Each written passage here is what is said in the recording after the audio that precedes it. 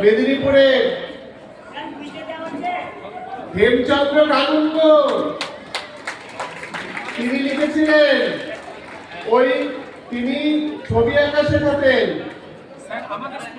এই স্কুলে তিনি শেখাতেন।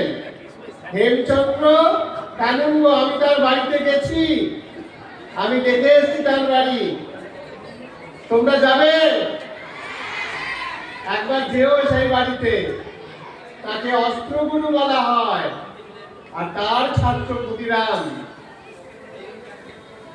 সেই যে বন্দে মাতরম, ওইটা তো পতাকায় লেখা হলো মাদাম কামা, মাদাম ভিকাজি কামা। তিনি জার্মানির স্টুটগার্ট শহরে সোশিয়ালিস্টদের একটা সম্মেলনে সেই পতাকাটা তুলে ধরলেন। ভারতের বাইরে আমাদের পতাকা সেই প্রথম উঠল। তারপর পতাকার অনেক বিবর্তন ঘটেছে।